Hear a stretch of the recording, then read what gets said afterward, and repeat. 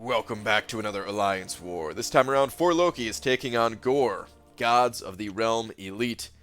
I'll be taking Path 5 today, which means I will be entering the battlefield here with Medusa, Black Bolt to hold Medusa's hair, and Stark Spidey.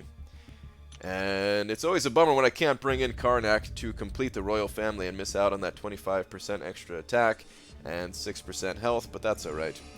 Stark Spidey is going to do a little bit more for me in this war than that Karnak synergy would do, so totally fine going in here without that.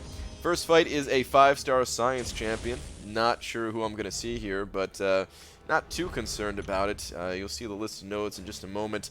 This first fight is nothing too crazy. I am going to go ahead and boost up first, though, just because I will be taking my entire path all in one go here. So I throw on a 20% health boost and a 10% lesser champion boost. And as far as this first node, it's just Optimist, Pessimist, so they gain some buffs. Above 75% and below 25%, they start with a bar of power, and they gain, power at an increased rate. But if you notice there, I had Scatter Lens on. They only had like 30,000 HP. So it's OG Spidey, and OG Spidey is pretty annoying to fight. But if he only has 30,000 HP, that's fine. So I am going to make one mistake coming up here. I'm going to point out, kind of a mistake at least. I play a little bit more aggressively when I have living strands up, so I attack 5 times instead of 4. If you are not aware, if you attack 5 times into a champion that evades, and they evade on your final hit, your ending medium, it's very likely that they will just slap you in the face. There's nothing you can do about it. But if you only attack 4 times into an evading target, you are usually able to pull back before they're able to attack into you. I mean, if you're quick enough, at least. You still definitely can get hit, but at least it gives you an opportunity to not get hit. All right. Anyway, though, that was like I said, just a easy node. OG Spidey, tough fight, but on an easy node, so nothing to worry about. All right, this next node here is Enhanced Special 1, Kinetic Reactor, and also Power Reserve. And all of that put together, along with the charge there, the Persistent Charge, means that this is going to be Bishop. I knew it going into it, and sure enough, yep, it is a Bishop. All right. So the whole plan here is, of course, just to build up some poise charges. I mean, I know this guy is going to be throwing specials. There's nothing I can really do about that unless I can build up enough poise charges that I can kill him before he throws a special, but I was not able to do that in this case. So I'm just going to start laying into him right now. I figured, you know what, I'll build up poise charges from his specials. I'm not too worried about it since Stark Spidey will evade for the most part. And I'm just going to throw my L1 right here, get a little stun action, and that's actually enough to take him down in my next combo. The fight was much quicker than I actually thought it would be. Only 24 hits, and I didn't even have that many poise charges. Just goes to show you how powerful Stark Spidey actually is, right? Okay, moving on though, we have one of the more interesting fights of this war. We have a 5-star unawakened mutant champion, and this is the Masochism node. I was fairly certain that this was going to be a Nightcrawler, as I've heard Nightcrawler can be kind of a pain on this node. I think this might be my first time actually fighting Nightcrawler on this node. I've only taken this path a few times so far. So yeah, I think this is my first time fighting Nightcrawler here. And I actually had a really difficult time switching his stances. The whole Nightcrawler switch trick thing wasn't working for me. Just because he was playing so aggressively. So really, it's just if he would play a little bit more defensively, if I was able to get him to do that somehow, then of course I would have got the switch trick. But yeah, you can see he's coming at me pretty good here. And then I think I did miss a couple of opportunities. But in any case, my plan, if I can't switch him, is just to save my power. This way I can get an L3, because I usually end up getting backed against the wall against Nightcrawler. Especially on Masochism, where my parries don't always actually go through.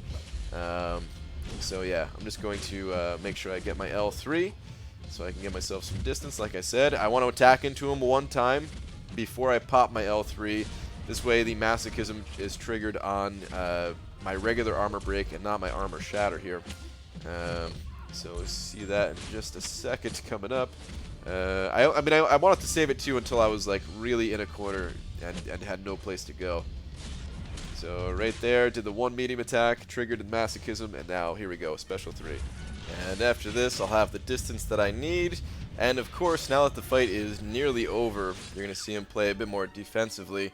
And there we go. Finally, he dashes back, and I'm able to get the switch trick going.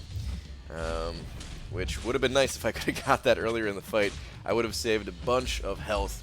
As you can see, I ended up taking quite a bit of damage there. I wasn't really in danger of dying necessarily, but I mean, I'm gonna have to use some potions, which always kind of sucks, right? Those potions, man, starting to kind of bottom out on potions. I really need some kind of potion sale to come around or something like that.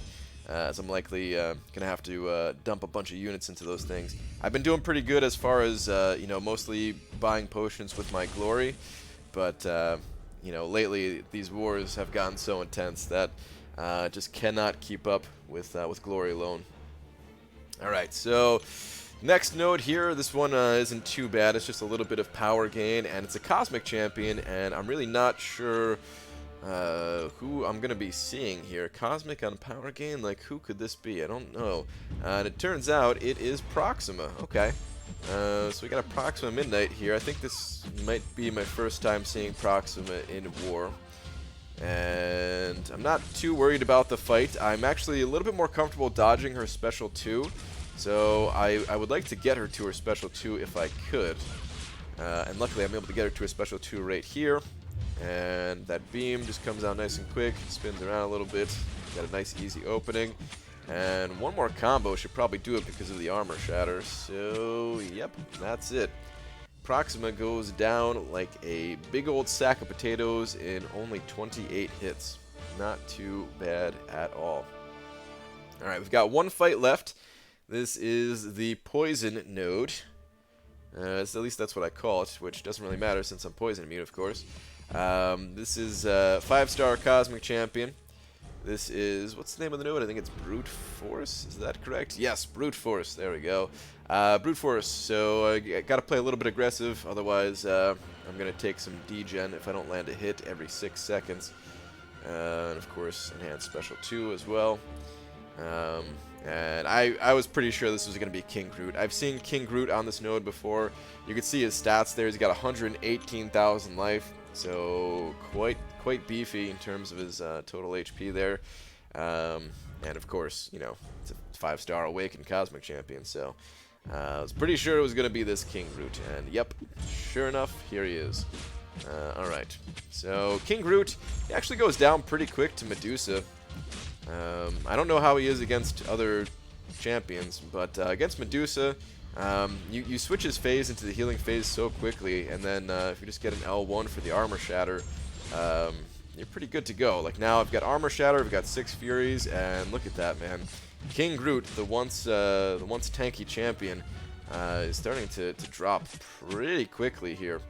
One more combo into an L2 before my furies drop off, and that is gonna do it.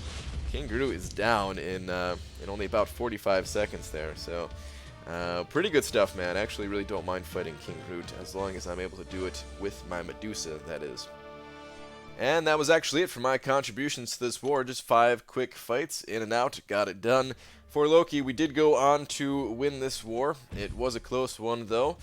So good war to you guys over in GØRE. Maybe we will face each other again as Season 2 winds down here.